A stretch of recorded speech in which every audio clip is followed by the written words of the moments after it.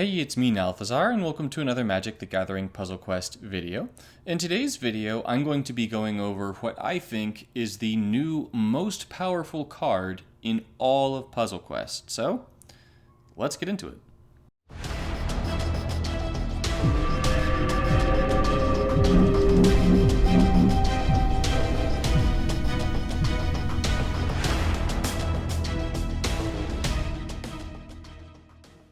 On my first day of opening packs, I got wildly lucky. I drew my number 1 chase card, followed by my number 2 chase card in order, 1, 2, blam blam, for my mythics. And so I wound up getting all but I think 7 cards in the set, and so I've gotten to go ahead and test a bunch of them out. And one of the very first cards that I wound up testing out were the different adversaries, because they were all cards that I thought could potentially be very powerful. And one of them really stood out, Tainted Adversary. This card, and I kid you not, I think this is probably the most powerful card in Puzzle Quest, just as an individual card. I was able to completely smash on opponents using a deck that was comprised of just commons and uncommons from Origins. None of the cards in the deck, apart from the adversary, were good cards, but nonetheless, I was still able to get hundreds of powers of zombies, because this singular card is just that darn good. So, this adversary has, when this creature enters the battlefield, you may drain all mana from your hand and graveyard. If you do, this card's level is increased by the amount of mana drained this way. Then create X decayed zombie tokens. X is 2 times this card's level. So, the decayed zombie tokens are 2/2 zombies, and they have decayed, and that makes it so that they can't attack. And then at the beginning of combat on your turn, you may choose to make them lose can't attack, and if you do, they gain imminent death. Imminent death is going to make them lose a reinforcement at the end of each player's turn, your turn and your opponent's turn. Now, this particular adversary stands head and shoulders above all of the other adversaries. And when you look closely at it, it really doesn't, it's just not that surprising, right? So the first thing about Tainted Adversary is that you're not actually buffing the adversary itself. When the adversary comes into play and drains mana, it creates zombie tokens. Now, you're going to be getting 2 times the card's level in zombie tokens. So the reason why that is better than the other adversaries is if we go into the other adversaries right now, this one gets +X+X, where X is equal to its level. This one gets +X+X, where X is equal to its level. This one gives your other creatures +X+X, where X is equal to its level. So this one could potentially be buffing 2 other creatures, whereas this one is just a strict 1 mana drained to 1 power. This one here is a 1 mana drained to 1 power. Even the Bloodthirsty adversary, when it eventually comes out, is just a 1 mana drained to 1 power. Whereas the Tainted Adversary is making 2 zombies for each 1 drained mana, and each of those 2 zombies are 2 2s. So this one is putting out 8 power for every 1 mana drained. So while the others are putting out 1 power for every 1 mana drained, this one is putting 8 power out for every 1 mana drained. The other adversaries are already strong, but this one is 8 times stronger than the other adversaries. To put it into perspective, if you were to go off of my video, my chase video, and you were to get 30 mana drained for your adversaries, which I found is a very easy task. So let's say that we're draining 30 mana. 30 mana for Tainted Adversary turns into 120 power in zombies entering the battlefield. That is enough power to kill, in one shot, almost all planeswalkers in the game. There are a few that would survive that, but because Tainted Adversary is hitting as well, your opponent's probably not going to take the 122. If they do, kudos to them, they're dead the following turn, right? So 30 mana turns into 120 power. With this one, that 30 mana is going to turn into an extra 30 power for 32 damage. Doesn't even remotely compare to the 120. This one, your 30 mana is going to improve this thing by 30. It's going to turn into 34. And you're going to get 7 of those wolf tokens, which is another 14 for 48. But 48, once again, pales in comparison to 122. I'm saying 122 because if I'm adding the main creature, I might as well add the Tainted Adversary itself. The Spectral Adversary is going to be, after if we pretend it's 30, it's going to be 32 damage. And this one would be 63 because potentially 30 to one creature, 30 to another, and 3 from the Intrepid Adversary. So with that in mind, the Tainted Adversary is by far the best. Like, by far the best. Now, in terms of ways that you can pair this card up and build off of it, I found that there are a few key features that you're going to want to include in your decks and also in your Planeswalker choices. The two Planeswalkers that I found that I liked building off of the Tainted Adversary the most were actually both Liliana Planeswalkers, and there's a very good reason for both of them. The first of them is Liliana Death's Majesty. I mentioned this Planeswalker in my Chase video and how I think it's going to be rising in the tier ranks, and it's because there's just so many cards in this set that pair very well with Liliana Death's Majesty. Now, Liliana Death's Majesty's third ability, Horde, is going to create a token support with when a zombie enters the battlefield, your opponent takes 4 damage, and this support does not reinforce. So you can have multiple copies of Horde on the battlefield. But if we go back to our instance where the Tainted Adversary is draining 30 mana and putting 30 zombie tokens on... is draining 30 mana and putting 60 zombie tokens onto the battlefield, if you have Horde out, that's going to be 60 times 4 damage. That's going to be 240 damage to the face, without including the fact that you're then going to have a 120 on the battlefield. So right there, it's just an automatic one-shot. And because we don't have access to things like counterspells, if your opponent gets a Liliana Death's Majesty Horde token down and then plays Tainted Adversary in the same turn, 1-2, bam, it's over. You're not surviving it. There's just really no way to stop it. You're dead. Now, beyond that, you can also use the first ability, Anoint, to destroy an adversary that's in play, to have it come back onto the battlefield, and then level up by draining mana from your hand and make a whole bunch more zombie tokens. And if that wasn't enough, if your opponent kills the adversary and kills all your zombie tokens, you can use the second ability, Raise Zombie, and then you can return it to the battlefield, drain the mana from your hand if you're charging it up, and get a whole bunch of zombie tokens down. So Liliana Death's Majesty is a phenomenal Planeswalker to use with the adversary. Now, with that said, surprisingly, my favorite Planeswalker to pair it with was actually Liliana Untouched by Death. And while Liliana Death's Majesty has more power, Liliana Untouched by Death I found was easier to get mana drained more quickly. And that was because of the combination of her first ability and her mana bonuses. So her first ability is going to destroy the top 8 cards of your library, and your opponent loses 1 life for each zombie destroyed this way. Your opponent losing life is really not a big deal, but throwing 8 cards from your library into your graveyard is definitely a big deal, because we got a bunch of cards with Flashback and buried in the set. And the way that Flashback reads is when a card with Flashback enters your graveyard, the first card with Flashback in your graveyard gains 2 mana. So if you run a number of cards with Flashback in your deck and then you activate Fill the Graves, let's say that you wind up throwing away 2, maybe 3 cards with Flashback, that's an extra 4 to 6 mana that you're going to be able to drain, and then that 6 mana is going to turn into 12 more zombie tokens. Beyond that, the second ability serves as removal if you wind up needing it, and the third ability, Restless Dead, is going to be able to give you your zombies back from the graveyard, basically the Tainted Adversaries. So, all in all, I found that Liliana Untouched by Death was the best Planeswalker for how I play the game to use with the adversary.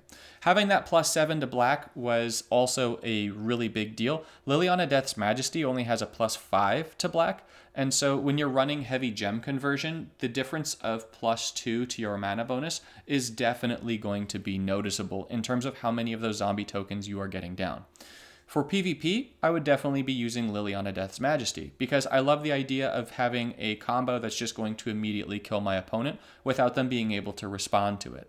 Whereas if I'm running Liliana Untouched by Death, my opponent is going to get a turn to kill my zombie stack, and I definitely do not want to give them a turn to do that. However, for matches against Greg, PvE, or even like pseudo PvP like coalition events, I will absolutely be running it with Liliana Untouched by Death instead. Now, These are the two planeswalkers that I would recommend pairing it with. However, you can pair it with any planeswalker you want. I'm not kidding. I ran a Liliana Defiant Necromancer deck that just absolutely smashed my opponent in like under 3 minutes and had over 100 power in zombies with just commons and uncommons. So it really doesn't matter what planeswalker you use. It's just a matter of if you want to maximize the power of the card and get some serious deep chuckle giggles out of your tummy, because you will get them. It is that good.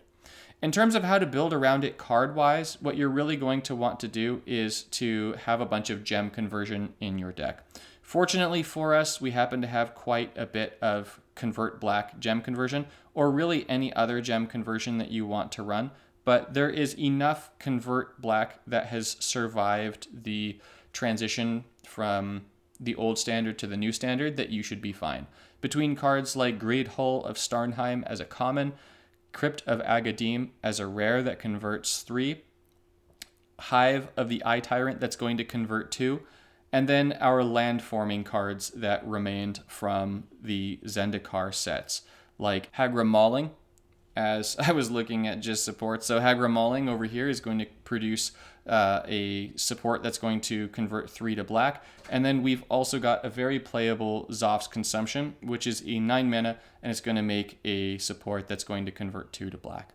The rest of what you use in your deck really doesn't matter too much. You are going to want to use a few cards that cost a little bit more mana so you can store them up as mana batteries for the Tainted Adversary. My recommendation is to run it in conjunction with a bunch of removal, because you tend to want to charge up and hold on to removal in your hand anyways. And then if your opponent doesn't have anything to use it on, you just play the adversary and kill them immediately. So with all of that said, I do want to go ahead and show you guys some gameplay of this in action, because it absolutely blew my mind. You might see some names that you recognize in terms of my opponents. It was very fun to go up against people that I knew for this video. So enjoy. This first match is that match that I was talking to you guys about at the very beginning of the video, where I was using just origins, commons, and uncommons. As you can see, the deck itself is just absolute trash, but it still goes to show just how easily and how quickly you're able to kill opponents, even in Platinum, just because you have this card. So this is now turn 2. I've drawn my Tainted Adversary here, turn 2. I'm going to go ahead and charge up my hand a little bit more. I figure that I'll wind up probably trying to cast it this turn. This is turn 3. So I'm going to charge up a little bit more mana. Maybe I'll get lucky and I'll be able to get a 5 match. Yeah, I've got one right there. And so I can uncharge it, or you know what? Maybe I can get a little bit more mana. So you know what? Let's freeze it back down again. Let's try and get just a touch more mana and see what happens. And I get lucky. I get another 5 match. So now I definitely am going to cast the thing. Like, I've definitely got enough mana to be able to make the dream work here. So I'm just deciding now which match is likely to give me the most mana. It's definitely going to be that one. And I'm going to drain, and it boosts to level 39. That means I'm getting 78 zombie tokens on the battlefield. That means 156 power of zombies. That's definitely going to be able to one-shot Huatli unless she plays a removal spell. Now, as we wait for the 78 zombies to come from Undeath onto the battlefield, I want to point out one more thing that makes Tainted Adversary so much better than the other ones, and that is that Tainted Adversary, multiple castings of it actually stack. The other adversaries just seem to have a summative boost where their bonus power becomes equal to their level, whereas this one, you'll see that this Tainted Adversary is level 39. Let's pretend for a moment that I cast another Tainted Adversary and drained 6 mana, and it boosted to level 45. Instead of making 6 times 2 for 12 zombies, it would actually make 90 more zombies. So unlike the other ones that don't stack for each instance that you've drained mana, this one does. And that, in conjunction with it getting 8 power for every 1 point of mana spent, is going to make it so much better than the other adversaries. And so here, you'll see that 156 plus that 4 for 160 is well enough to kill Huatli, and that's the end of her with just this and garbage. This next match is also taking place in the Platinum Training Grounds. I'm showing the intro to the match just because it's up against Bongo the Grey, who happens to be a very active member of the community and one of my patrons. So running up against him here was really, really fun for me. I did have some matches where I was able to get my zombie tokens much higher than they got in this one, but I nonetheless felt like this particular match very well illustrates just how powerful the adversary is. So you'll notice that I'm going to go for gem conversion first, and that tends to be a good idea when you're playing your decks. Removal second, and then the adversary third. The reason for this is because I don't want to play the adversary without draining mana from my hand anyways, and so I might as well wait until I have sort of either A, the optimal amount of mana in my hand to drain, or B, I have removal in case my opponent plays something nasty. I know that Bongo has a very complete collection, and so I know that he potentially has access to some pretty serious threats and bombs. I also know that he was running a werewolf deck off of this because he was mentioning it in patron chat, but I wasn't sure going into this if this would be that particular deck. So here I am going to actually go ahead and use the Demonic Tutor. I'm going to target my Prismatic Bridge. I mentioned that you're going to want to have some cards in your deck with greater mana costs, just so that you can try and charge more mana into them.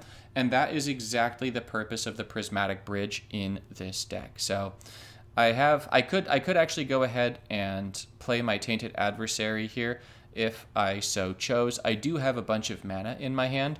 Not a whole lot, but enough to still make it scary anyway. So I'm going to play my first adversary. I'm going to drain my hand. You'll see that, I mean, that was nothing, right? Like, I didn't have any kind of lucky cascades, anything like that. And it's already level 31, which means I'm already getting 62 zombies out, which is going to be 124 power, which is more than enough to one-shot Renin 7 here. So these zombies are going to come down, and then once these zombies come down, it'll become Bongo's turn. Bongo has one turn to kill my zombie stack. And even if he does, I've got another adversary in my hand.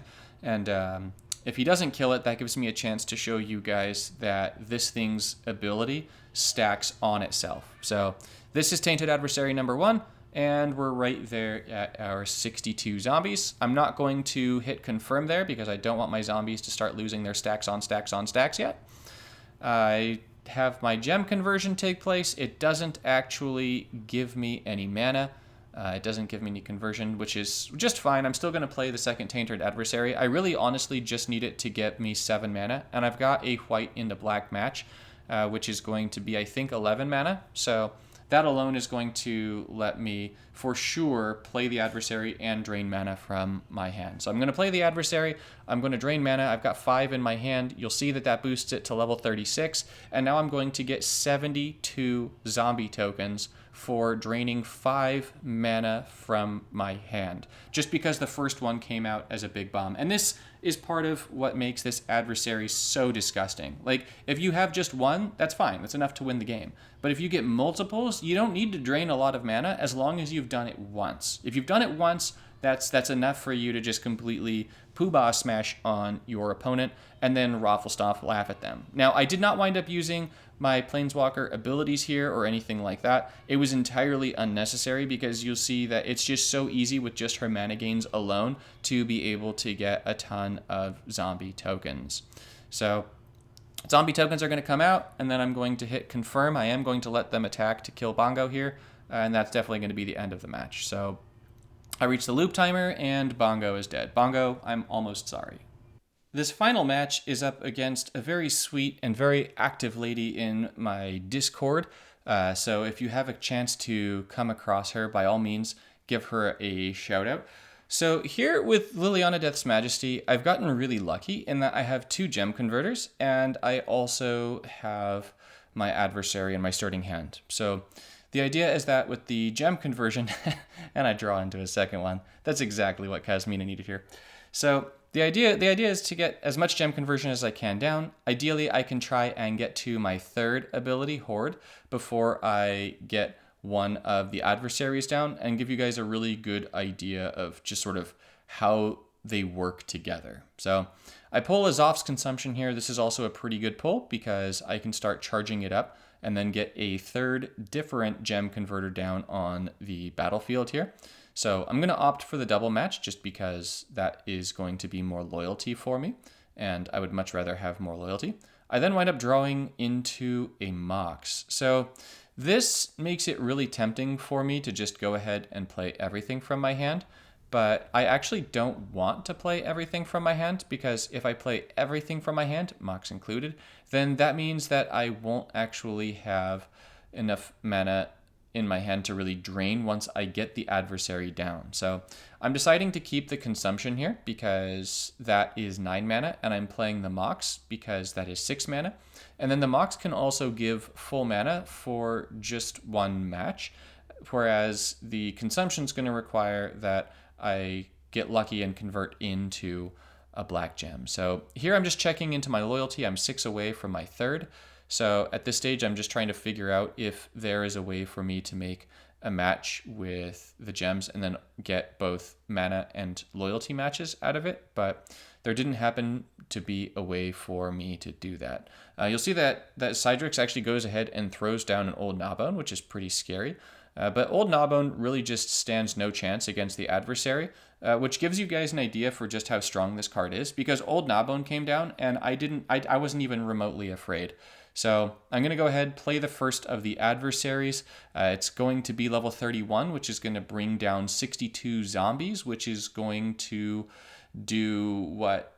62 times 4 is 248 damage directly to Kasmina's face. So yeah, that's it. That's game over. Oh, by the way, Cydrix, I just figured that, you know, if there was anyone that I ever encountered in a match and then wound up just messing with them, that you would be a pretty great target for that. Simply, I think you can take it. So I love you, buddy. Cydrix is definitely a fantastic member of the TP9 community. So big shout out to everyone there. I hope you guys all enjoyed this video. Thank you so much for watching, and I'll see you in the next one.